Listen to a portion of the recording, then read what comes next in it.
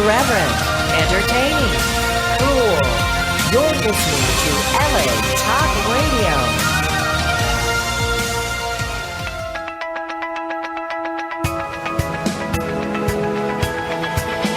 You're listening to Peace Fund Radio with Ethan Dettenmaier and Adrian Paul, right here on LA Talk Radio. It is officially December. Can you believe that? I believe it. I can't. This year has just flown by, and it is very close to being Christmas or the holiday season again, depending on what persuasion you are. It's already Christmas around me. Well, we don't say Christmas anymore. We have the holiday season. Isn't that the politically correct way of saying it? I say Christmas, but I'm down. I'll attend a Hanukkah party. Everybody, you all attend a Hanukkah party. That's so gracious of you, that is. But, also what is very important, to kick off December, yesterday was actually Giving Tuesday, and thank you to everyone who donated to a cause. It's in its fourth year now. It's a global day of giving fueled by the power of social media and collaboration. It's observed on the Tuesday following Thanksgiving in the US, Black Friday and Cyber Monday. Giving Tuesday kicks off the charitable season, when many focus on their holiday and end-of-year giving. Since its inaugural year in 2012, Giving Tuesday has become, or hashtag Giving Tuesday has become a movement that celebrates and supports giving and philanthropy with events throughout the year. As a global movement, Giving Tuesday unites countries around the world by sharing our capacity to care for and empower one another. By the numbers, 30,000 plus partners in 68 countries, including small businesses, non-profits, government agencies, major corporations, and it's estimated that 470% increase in online donations on the Tuesday after Thanksgiving since its inception in 2012. And the last fact I want to give is 15.4 billion global impressions in print and social media. So, to celebrate that, and because we are in the holiday season, we're going to give you a little jingle.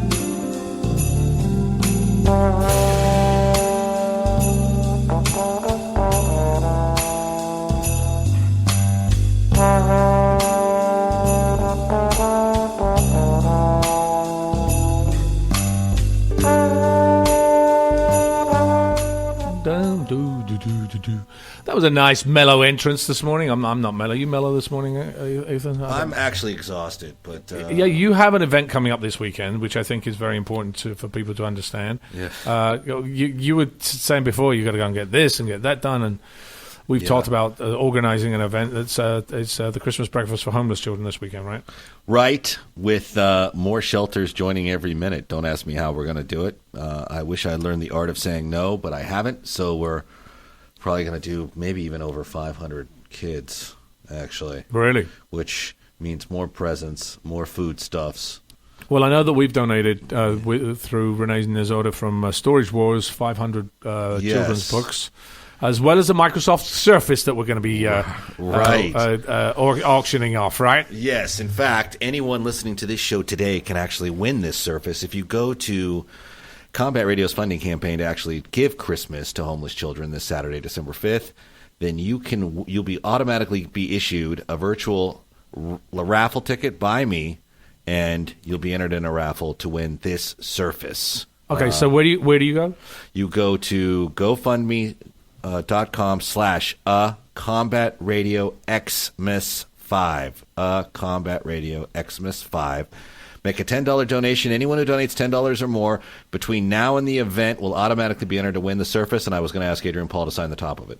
Well, there is a possibility I may just do that. Yes, we'll have to probably coerce him into it. You know, he's very stingy with it. I'm kidding, of course. Thank you. No, I would have to say you're probably one of the best celebrities we know when it comes to that kind of thing.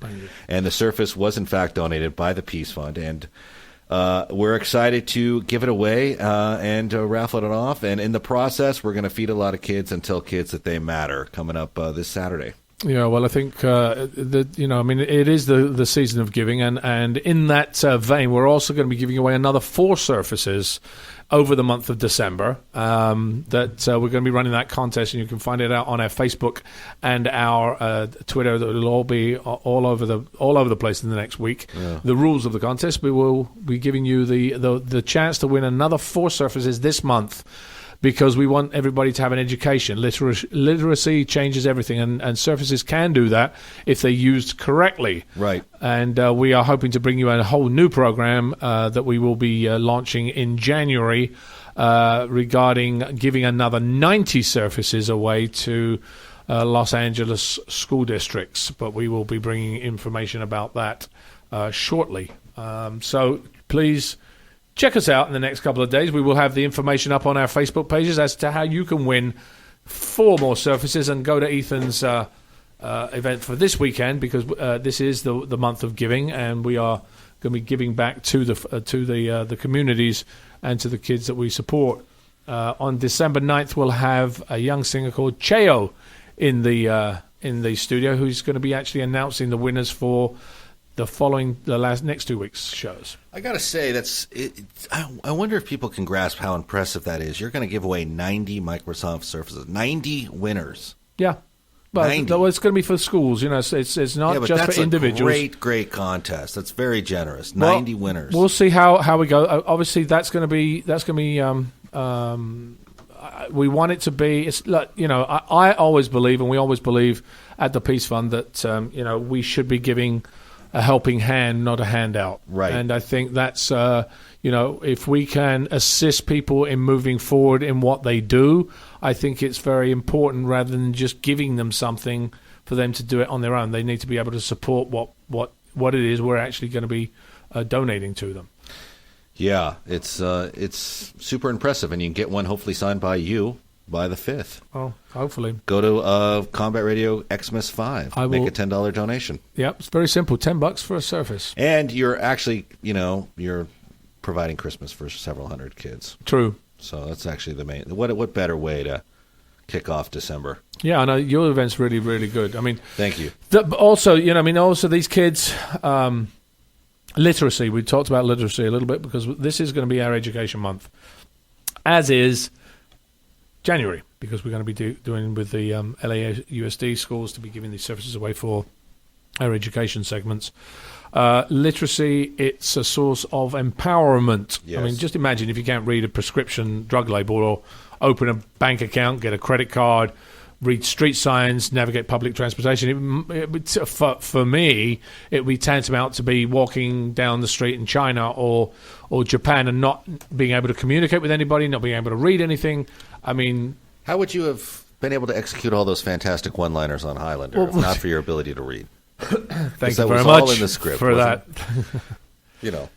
But yeah, I know we joke about it, but illiteracy has a tremendous impact, and it affects our entire society. It's basically the ability to read and write. It's tied to everything that we do, and that connection has social situations and practices that are very important in developing literary skills in children. So today, literacy is evolving into much more than the ability to read a newspaper and the latest bestseller, which I haven't read in... I don't know, when was the last time you read a novel, Ethan?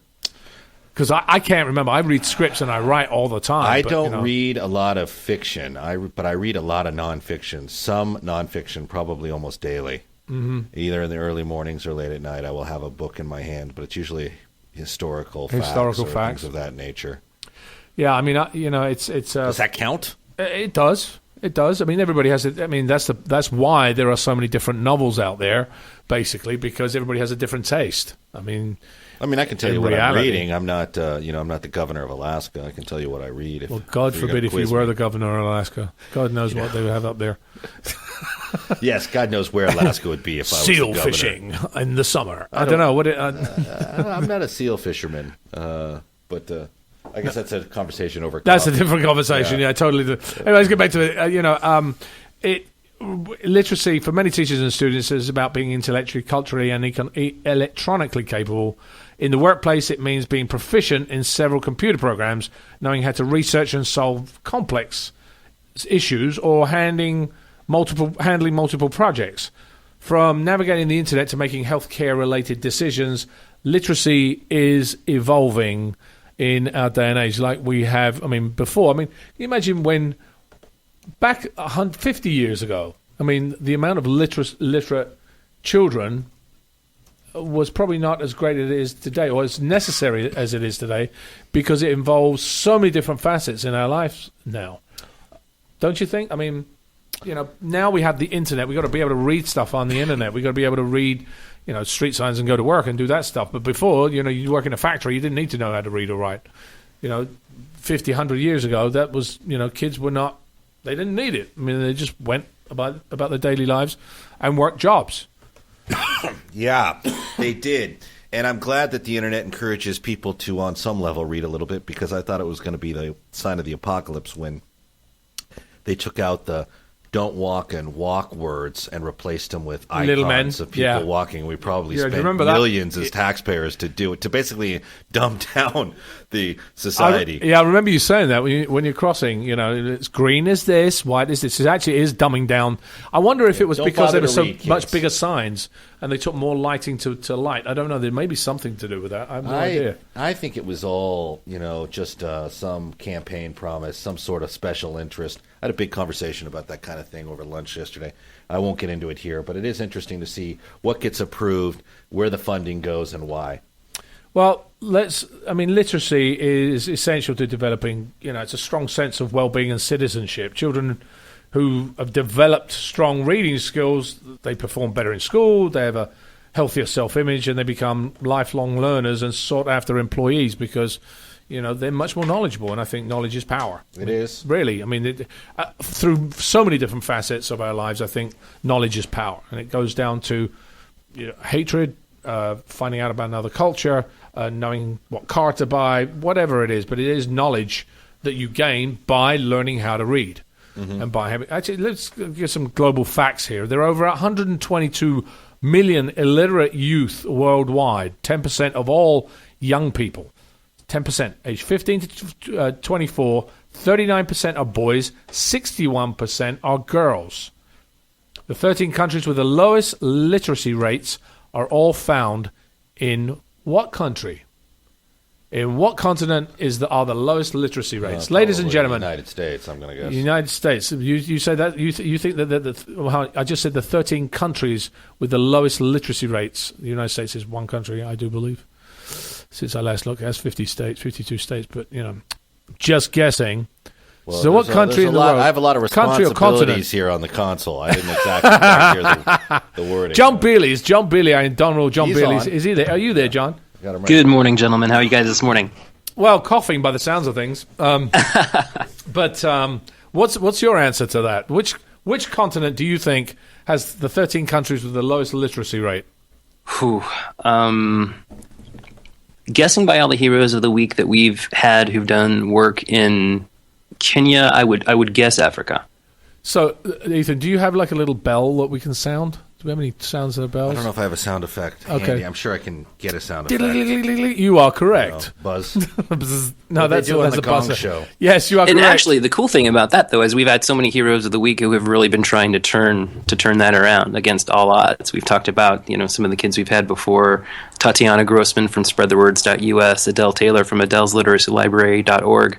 Both girls who were told that their literacy campaigns would not work in Africa because there was not electricity in some of these villages, and they both worked out different solar-powered solutions to give the kids access to books and lesson plans. It's really amazing work those kids have done over there. Well, don't you think also, when you're dealing with people that cannot read and have a very insular society because they don't have internet, they don't have access to as much foreign influences as a lot of other Western countries do, that actually would change the way that people view life and view other people and other cultures.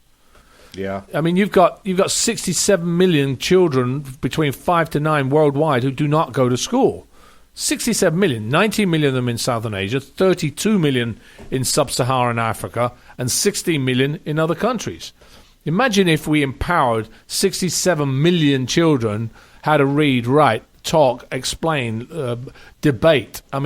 Politicians don't want that. No, well, we don't want to get into the politics of it, but I'm just saying on a basic human level, how much it would change those societies and John, we've talked before about how there are so many groups out there in Africa that are cause civil unrest because they have nothing, they know nothing. Well, right. Boko Haram is a great example. One of the reasons that they took those 200 schoolgirls was because they're so opposed to children receiving any kind of Western education at all, and they see that as a threat. Yeah, and I think so my thing would be if somewhere down the line, at some point, people will have to stand up and say, okay, this is enough. We need to handle things in a different way, but that's going to come through education.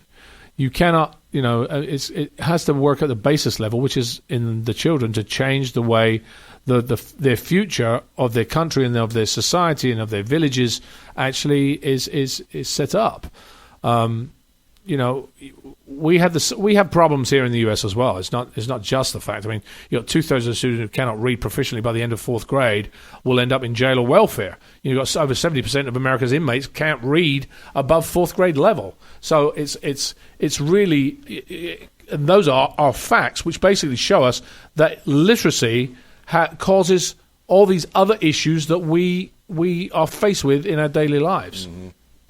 I think when I was a kid, there was one thing I wanted to do was be able to read, and it doesn't take much. That's the really interesting thing. When you're a child, to be able to soak up all that information about how to read and talk and maybe even learn another language takes you a small amount of time compared to if you, me, or I, Ethan or John, were doing it right at this age. You can learn things when you're much older. Well, some, anyway. But it's also never too late. It's never too late to try it, never too late to start. Yeah, I agree. As I said, in America, you've got 1 in 4 kids grow up without learning how to read. 1 in 4. That's 25% of the people in the United States of America grow up without learning how to read. How sad that is. Wow, think about that for a second. Just think about that. That means 1/4 of the people you know in your life didn't grow up knowing how to read. Now, students who don't read proficiently by 3rd grade are 4 times likelier to drop out of school. So it's such a domino, and we go back to the domino effect that I like to sort of normally talk about. we go back to that because I think it's just a constant problem that we need to really face ourselves. And giving a kid a book, or even today with what we're talking about earlier on, Microsoft Surfaces, putting those in the classrooms allows kids to be able to have access to tools that they might not necessarily be able to have access at home with, to be able to read, to be able to get better grades, and to not be one of the nearly 85% of juveniles who face trial in the juvenile court system, who are functionally illiterate, proving that there's a close relationship between illiteracy and crime. And here's another one, more than 60% of all inmates are functionally illiterate. 60%.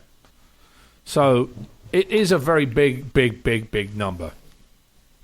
Now, what is the illiteracy problem?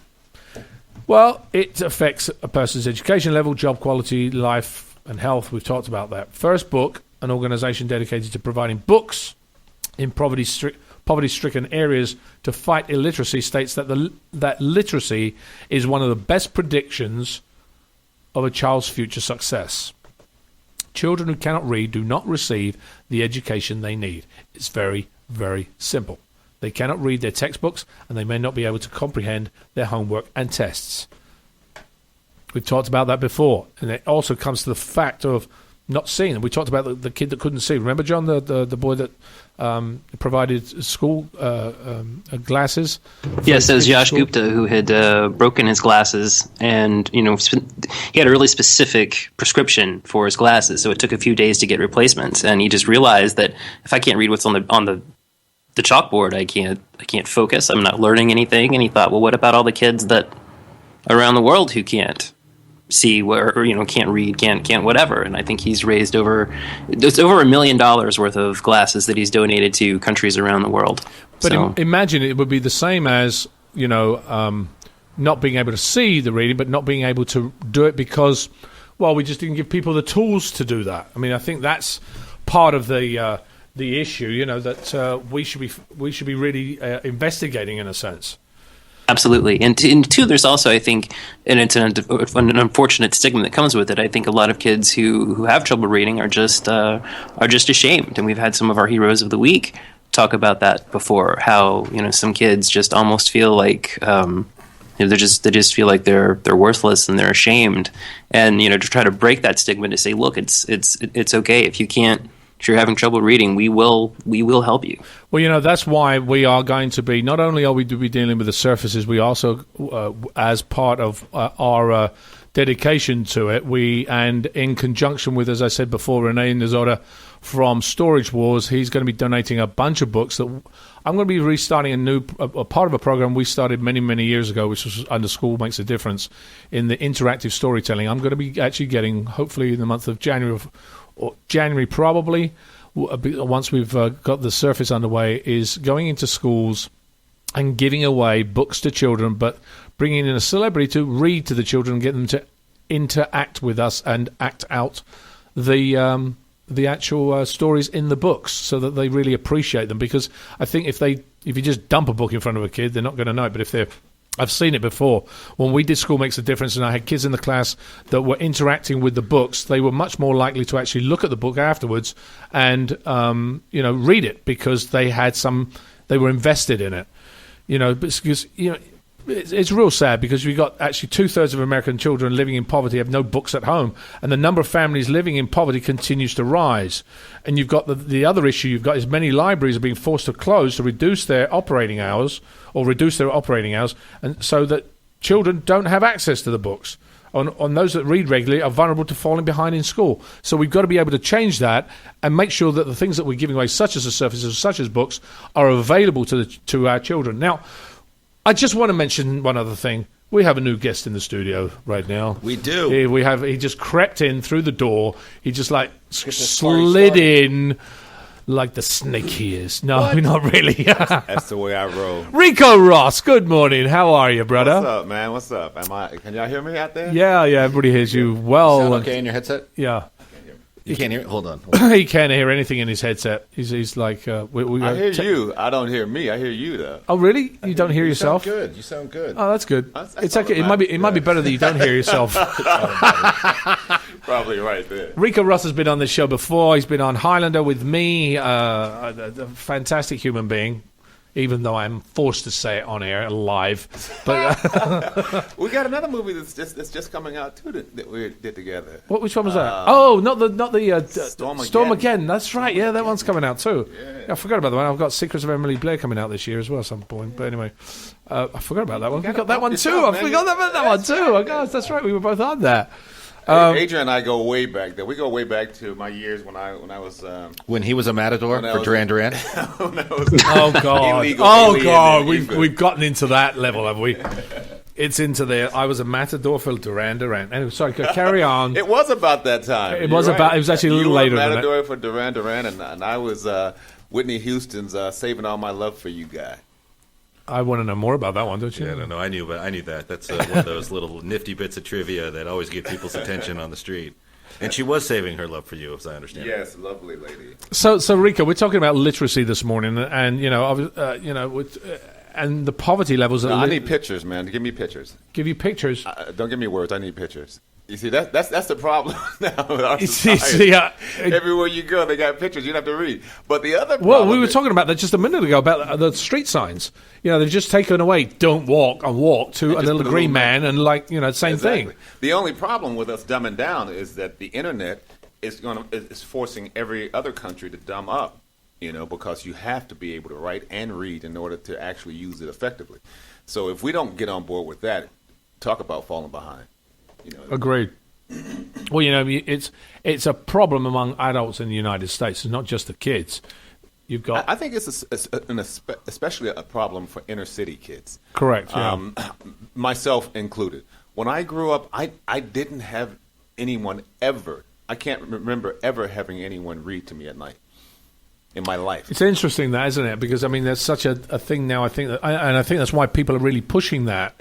With the kids, read to your kids. Take a book and read them. I do it every night with my kids. If you do that, it makes such a difference. Because when you don't, when you're telling a story, you can easily give a kid a book and say, read it. The kid's going to look at the pictures and just flip through it, and then he's going to pick up something else and play with it. But if you read to the kid while he's hearing you say the words, looking at the pictures, connecting it all together at an early age, by the time they start school, they've got an advantage on kids like myself who never had anyone read to them. So when I got to school and they started talking about reading, man, I almost flunked out of the first grade. Right. I was so bad, I almost flunked the first grade. And I almost flunked my first year of university because all of that was a leap for me. And it shouldn't have been a leap. It should have been a natural progression. A natural progression. I ended up with, a master's degree from UCLA, but I think, starting off slow does hinder a lot of people. And if you don't have the thick skin that I have, I think I would have quit a long time ago, which is why in the inner cities right now, in some places here in South Central LA, you'll have as many as 75% of people dropping out before they graduate in high school. Yeah. Did you do our School Makes a Difference program? I don't know if you did way back. I didn't do yours, didn't do it, but no. I did my own little thing where I would go into the hood and I would work with young students who were putting on plays, and I would coach them. And I was at Dominguez High School a lot there, and I tell you, I had to stop because I could see myself getting pulled in, because you see these kids that you can make a difference in their lives if you put in a little time, and you see these people these kids are like they're just like sponges. They want it, don't they? They want it, man. They want it. They want to get out of that environment, and it's so hard. And you see that if they had the same chances that other people had, that they would succeed. You can take any kid from the hood and put him in a nurturing environment, and that kid will flourish, and vice versa. You can take a kid from a bad environment, a good environment, and put them into an environment that doesn't nurture them, and they won't do as well. And it's really up to us as a society to make sure that we get rid of these places where these kids are forced to start off with a situation that automatically puts them in a hole when they first start school. It's interesting because it actually talks here nationally. First graders from low-income families have 50% smaller vocabularies alone than their peers in higher income. And talking about the difference between the incomes, the ratio that researchers have found for different income levels basically is that there are more than a dozen books per child in middle-income neighborhoods, whereas in low-income neighborhoods, the ratio is closer to one book for every 300 children. And think about that. And now you're talking about books, and because that study is done on books. But now with the internet, we're talking about a whole different animal, because now you have kids that are growing up with their laptops and with their iPads, and you have other kids that are growing up with none of that. And so that's going to have an effect on them. These kids with the iPad and the laptop are going to have much more information readily available to them. They're going to read more often because they're drawn into it just by being online. These kids without, they're not going to have that same experience, and it is going to affect them when they get into an academic environment. All right, let's get to John Beerley for a second. John, we have a Hero of the Week this week that I'd like you to talk about, who's a very young Hero of the Week this week. Yes, as always, we have a really incredible young man calling in to talk to us today. Today's Peace Fund Radio Hero of the Week first vaulted into the public eye at age 9, when he and his father invented the award-winning and now utterly ubiquitous lock and block sliding door gate for the safety of infants and small children. He also won the Sikorsky Innovator Award in 2011 to design the helicopter of the future by proposing a rotorcraft that can deliver supplies and even electricity to areas afflicted by natural disasters. Today, he continues to protect, educate, and aid children everywhere in his own unique way via Tru Kidz, which you can find at trukidz.org. That's TRUKIDZ.org, a nonprofit organization he founded to empower young people through youth development, leadership, creative thinking, communications, and service. Tharon is joining us today to talk about his journey, his mission, and the obstacles he overcame along the way. So that's Tharon Trujillo. He will be joining us here momentarily. All right, so I think that's kind of interesting. While we're getting him on the line, I think it's kind of interesting. He was aged. I want to find out. I get the whole point of lock and block sliding door, but hold on a second. A helicopter proposing a rotorcraft that can deliver supplies and electricity to areas afflicted by natural disasters. It's amazing. It's like this sort of modular helicopter that has all of these just different modules and pods that can be sent into an area that's been affected by a natural disaster to deliver supplies and generators and all kinds of... It's crazy. Absolutely crazy.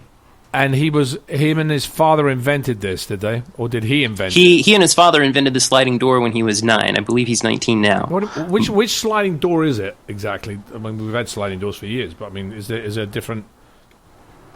Cardinal Gate is who releases it. It's called a lock and block. It's basically, it fits into a glass sliding door. And it's really interesting how this thing works. It's for safety for infants and small children, correct? Yeah. Now it's a safety feature that is put on an existing sliding door. Yes. And then the helicopter. What is it? How does it differ from a conventional helicopter? It's equipped with something that actually carries these items, or is it a completely? Well, I think we should ask him. Let's get him on the line. Let's see what I can do here. Okay.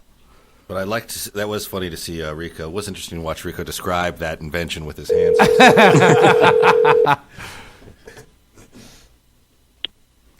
Well, this is Tharon here. Hello, is this Tharon? Yeah, hey man, how are you? Good, how are you doing? This is Adrian Paul and Ethan Dettenmaier, Ricco Ross, and John Beerley from Peace Fund Radio. How are you doing this morning? Good, how are you, man? It's good. Good. Hold on a second. Have you been listening to the show?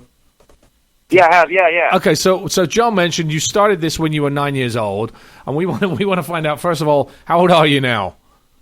I'm 19 years old now. Okay, so that was 10 years ago. So you invented this device for lock and block sliding door gate for the safety for children and infants. But the thing we get that part, but what is this rotorcraft that you proposed that delivers supplies and electricity for areas of natural disaster? How does it differ from a natural craft?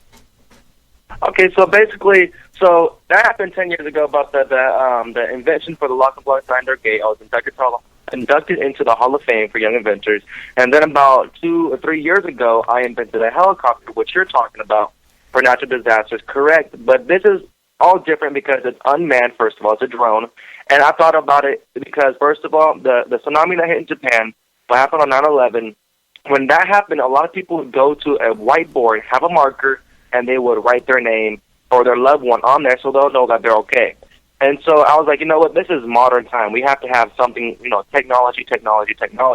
And so what this drone is, it comes in, drops off these pods, it opens up as basically as a computer. And so, for instance, if we go on Red Cross, we could type the name into Red Cross and see if our loved ones is okay way sooner than going actually onto the site where everything's happening. And also, it runs on self-charging fuel cells, gasoline, and solar panels. It also acts as a camera, so if the police could, if someone's stealing something, it has a camera, has a light pole so you can see where it's at. And also, it has a virtual doctor. So, for example, if your friend broke his arm or something like that, go up to the pod, press a red button, and a virtual doctor will pop up to assist you on what to do. So it's pretty much it's a modern way of technology, I thought, because we shouldn't have to go to a whiteboard, have a marker, and write our name down. We could use a computer. I think that's awesome. Yeah, that is awesome. Thank you. It's a great idea. And to throw into a quick mention, this award was given to him by the Sikorsky Aircraft Corporation, which was founded in 1925. Basically, the premier helicopter designers on the planet. Exactly. Yeah, exactly. That's crazy, Tom, because they actually make the President's helicopter, Black Hawk, Seahawk, and By Kids for Kids had a contest with Sikorsky saying, you know what, 2050 challenge for Sikorsky, make and design the new helicopter of the future. So, hold on. Okay, let's just take a step, because you've been obviously inventing for quite a period of time now. And where did you go to school? I went to school in Plumas Lake, California. It's kind of near Sacramento. Uh-huh. I went, middle school and all the way to high school. Now I'm going to college in Rockland. And all in California, all up in the Sacramento area. So what made you come up and want to be an inventor or a designer? Pretty much. The crazy thing is the baby safety gate. What happened was my baby sister was running around in the living room and she tripped on a rug and fell through this sliding screen door. And not only her, but I fell through the sliding screen door too because it was so clear. I just ran right through it before.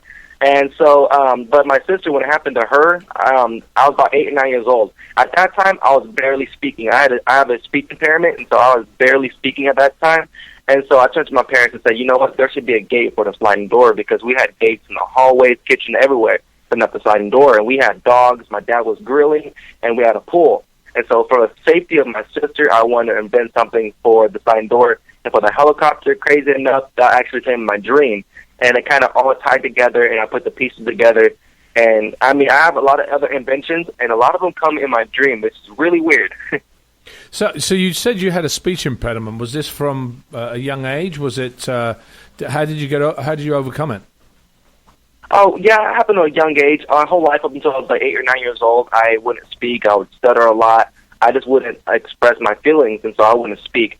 I kind of went over and beyond, which was with that invention, and so I was kind of, forced to go into the expos and the contests, which I thank my parents now because it's like, hey, I could speak really good now, and, I was nervous and shy at first, but you know what, now look at me, look where I'm at now, and I won all these awards, and I just got better and better and better being a salesperson for my inventions.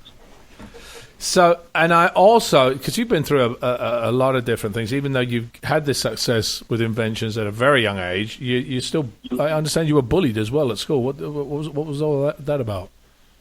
Yeah, well, my whole life up until maybe my sophomore year of high school, I was bullied because of my speech impairment, but also because I was overweight, and, maybe I just wasn't the popular kid at school. So, and also my friend committed suicide due to bullying, and that's what kind of all stirred to make my own nonprofit and everything else because I was bullied. I know how it feels. I was called useless. They want people telling me to go kill myself. Why are you here? Spit in my food. And so I know how it feels for, 1 in every 4th student in America to get bullied. And so I just thought it was a huge cause, and, it's something that almost all of us go through, and it's not something fun that we should go through. So you started Tru Kidz, and so tell us a little bit about Tru Kidz, when it began, how it works, etc., and what inspired you to do it.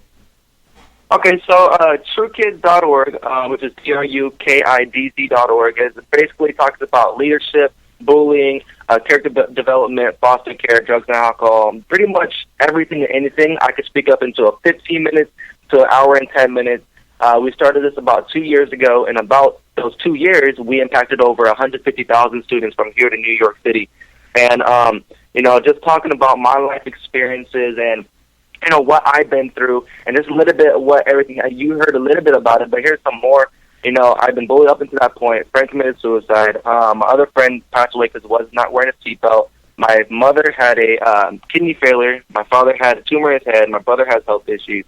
And, just everything around me seemed like it was, kind of going downhill. I was like, I got to go do something because this is getting out of hand. And, we all get depression at one point in our lives. And at that point, I was like, I can't do this. I have to go help other people that are going through that. And at one point in my life, I also became homeless. Everything was taken away from me. The only thing that I had was the clothes on my back. So I know how it feels to be homeless as well. And, now I just inspire myself to inspire others to motivate anyone else in any situation. Seeing people in pain and fighting for perfection will cause failure and losing. But it doesn't mean if you fail that you're a failure. It doesn't mean if you lose that you're a loser. It just means that you gave it your all. And it's a step forward to becoming successful. There's another thing that I think you omitted, actually. When how did you grow up? Were your mother and father put you through school? Did you read when you were a kid? How was your literacy skills when you were a kid? Yeah, I was raised in the bad area of Sacramento. And just to see, my parents fighting to go get what they want, I had to do the same thing. And at one point, like I mentioned, became homeless. And just to see that, it kind of changes the perspective of what you want in life and how hard you're going to work for it. I mean, nothing's going to come easy. If it was easy, everybody would do it, like Eric Thomas said. And so I kind of really put that in my head. And I also learned that we all make mistakes. And the best quote, I think, in life is what was. Pretty much whatever is in the past is in the past. You have 24 hours each day to change. And it could be today. It could be a bully today, tomorrow, an upstander. And so I was kind of built around that life, but also a life of a lot of mentors. And so just how my mom and seeing my dad work so hard, it kind of built me and molded me to be the person I am today. As I said, I think one of the things you also had was the ability to read and communicate, which you do very well now. And I think that's one of the things I think that people don't actually understand, that if you didn't have those skills, none of the things you do now and who you have become, you would not have had the ability to do that, because you said technology today. We're about to be giving away surfaces to different schools around the Los Angeles district because of the importance of technology and the ability to learn and read and communicate, so that these ideas, the ones that you have, the way that you actually were able to create your inventions and communicate to other people, other kids can do that who might not have the ability to do it. And I think that's a really important thing for people to understand. Exactly. I tell people all the time, one person can make a difference in the world. It doesn't matter about your gender, race, disability, or anything. You can be that one person and make a difference. You just have to believe in that, look in the mirror every single day and say, you know what, I'm awesome, I'm beautiful, I'm the best person I could be. I can just move forward from that. So I've got to give a shout-out to somebody else, your sister. Yeah. Because I know your sister. Yeah. I know your sister works with you. And right. So what's her name? And tell me a little bit about her. Because you got to give love to your sister. Yeah. Her name is actually Tharon Trujillo. She's not around right now. She's actually at school, and but she is working with me at Tru Kidz. She's about 10 years old, and she's focusing right now on two things, which is homelessness and also saving water. And so she's going on to her classmates and talking to one in the class. She's a little nervous because exactly where I was. But I'm telling her, and she sees what I'm going through and what I was doing, and now she wants to follow in the footsteps, and now she wants to help the community as well. So it's really awesome to see my sister helping me out and working as a family unit and as a team. And it's not only my family, but I encourage everyone to go on my website, trukidz.org, to email me if you guys want to be involved as well. If you want to be a speaker, or entertainer, because we actually go to these schools and events, and with my sister, and actually entertain the kids. It's not just a positive message, but it's a positive message with entertainment to have kids up and going and interactive. So I love my sister, and it's awesome. Well, Tharon, thank you so much for joining us. We're kind of running out of time. We wish we had a 2-hour show. We've only got an hour show. So thank you so much for joining us, and continue what you're doing, because I think it's awesome. I want to hear more about what's going on in the future. Yes, thank you, man. Thank you very much. You guys are awesome. Keep up the great work. You guys are making a difference. I love you guys' show, and just keep on working hard as a team. Thanks, man. Hopefully we'll reach out to you again. All right, thank you, man. Thank you. Bye. You know, the thing that stood out to me about this kid is that his resilience. That's exactly it. But some kids don't have that. That's the thing. So how old is he? 19 now. He's 19 now. Mm-hmm. But his resilience and to go through the things that he's gone through, and you have to give some love to his parents too, because for a kid to start off that young doing something, he had a lot of support from his parents. I mean, he wanted to design these things. He had these ideas. He had this desire, but his parents, his father, helped him facilitate these things.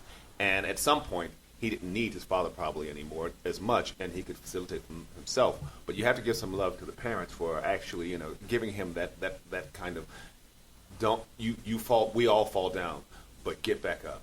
Right. And that your failures are how you learn, and as that saying goes, what doesn't kill you makes you strong. And the kid now, you can tell at 19 you can tell the wisdom that he has. Yeah, I know. You can hear it. You know that this kid has got that strength now. Well, I want to be able to do that for the. I want to just quick, because we're running out of time. How do we run out of time every week? I don't get it. I mean, anyway, John, what other updates do you have for us very quickly before we have to go and close? I have so much that I think I'm going to have to save most of it for next week. I do quickly want to say that last week's show, we had Valerie Weisler from the validationproject.com, who came on our show and talked about her work with kids. If you go to contest.afs.usa, you can vote for Valerie to win the American Foreign Services Project Change Award. Now, she's not trying to win a prize. She's trying to win an opportunity to go overseas this summer with other American teenagers to work with refugee kids, to give them the skills to share their stories, and teach her peace programming. It takes just a minute to vote. Contest.afsusa.org to go on there and vote for Valerie to win an opportunity to help even more kids. And also, very quickly, on Sunday, Nickelodeon televised their Halo Award show. Halo stands for Helping and Leading Others. The awards honor young people who are making a difference for other people. Every year since 2009, Nickelodeon has honored 4 kids with Halo Awards. And guys, guess how many of this year's 4 winners were Peace Run Radio heroes? 5. All 4.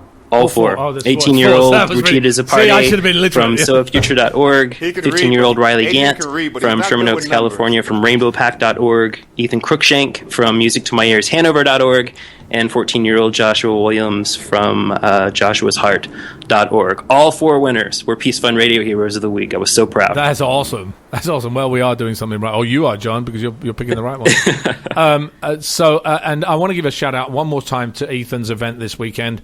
Ethan, can you please give us a shout as to where somebody can actually win that Surface that the Peace Fund donated for the homeless kids in Valencia this weekend? I can. This Saturday, the 5th Annual Combat Radio Christmas event for social services and homeless children, where we will be bussing in Polar Express style about over 500 to 500 plus homeless children from the LA area and the San Fernando Valley.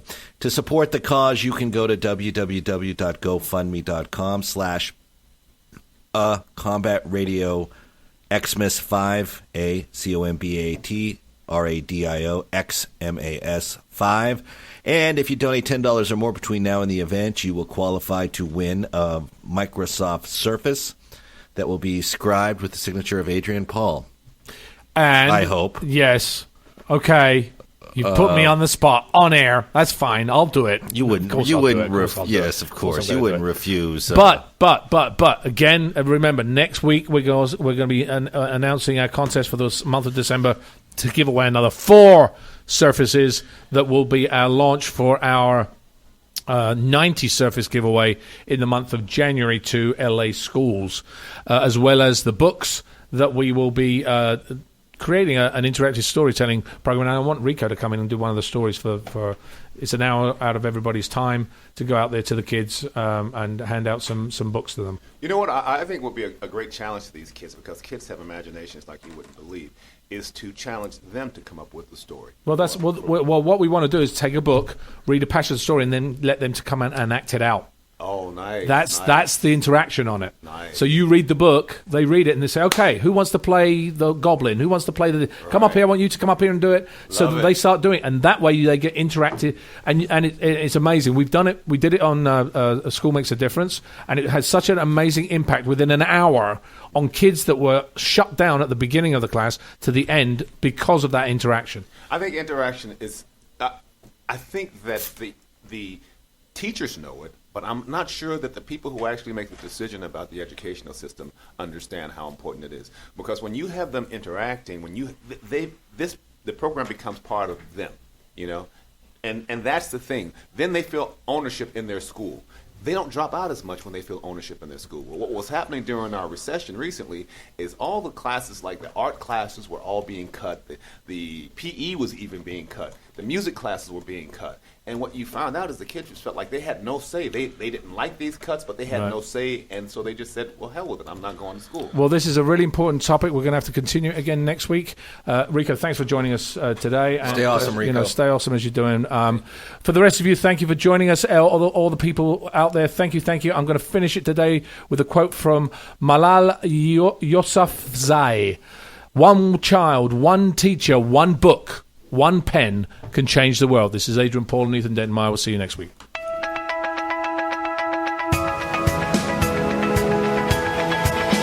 You're listening to Peace Fund Radio with Ethan Dettenmaier and Adrian Paul, right here on LA Talk Radio.